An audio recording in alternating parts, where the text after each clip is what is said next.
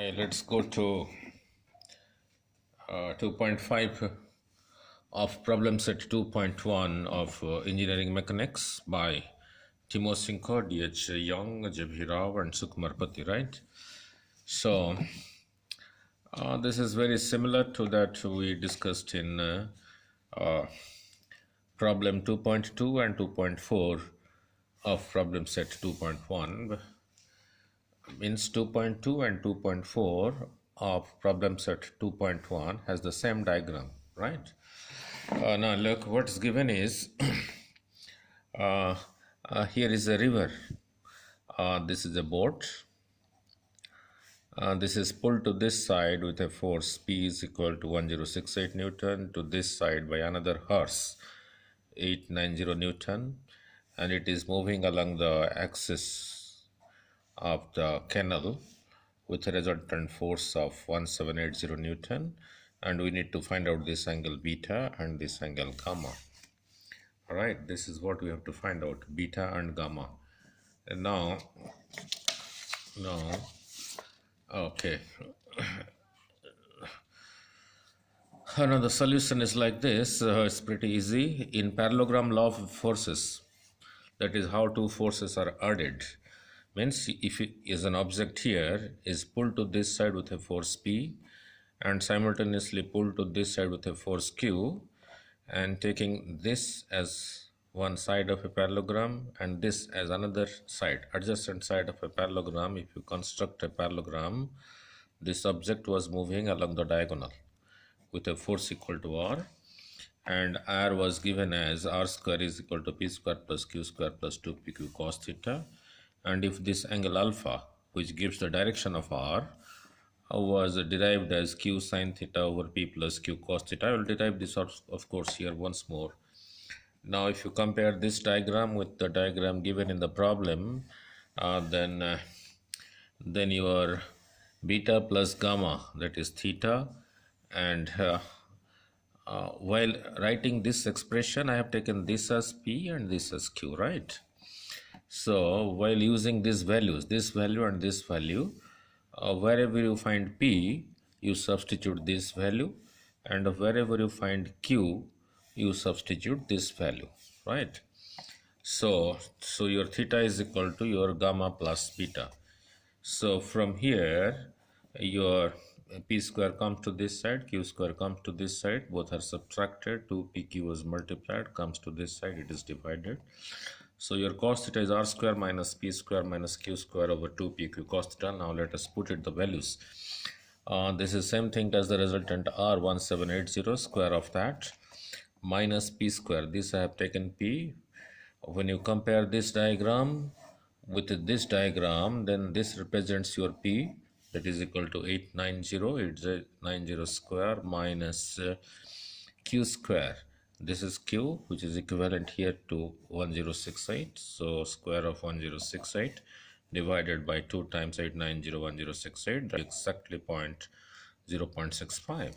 So cos theta is equal to this much. Use a scientific calculator. So your theta comes out to be cos inverse this 49.458. There are still digits to the right of this 8, but I have taken only 3, up to 3 decimal places. So more the number of decimal places you take, more accurate it will be.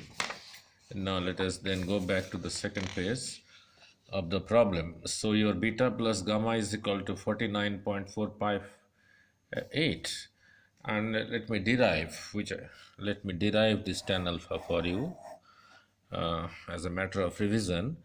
This represents the amount of force P, this represents the amount of force Q. This and this are the two adjacents of a sides of a parallelogram of this parallelogram. Therefore this R is the resultant of a P and Q, means the combined effect of a P and Q. You produce this to be perpendicular, so this angle becomes theta, since this is theta, corresponding angles.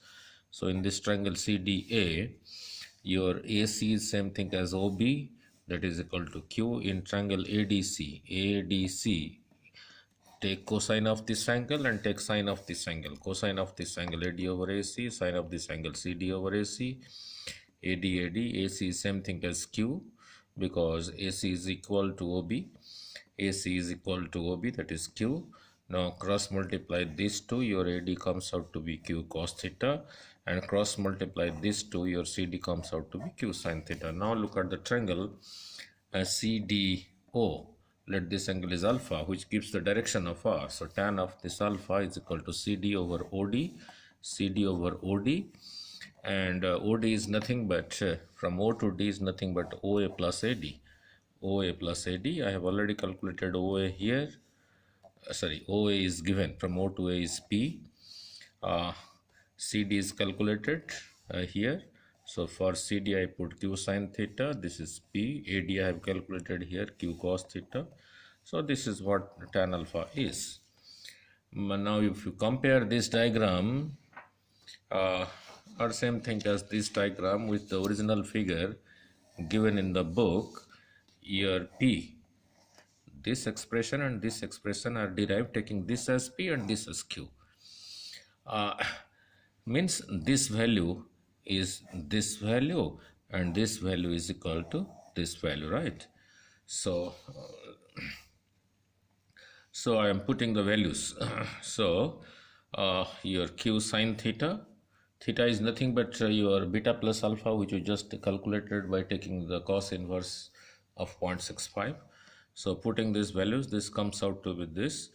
So gamma is equal to tan inverse of this, that comes out to be 27.126 degree. Of course, there are still digits to the right of 6. I have only taken figures up to 3 decimal places, right?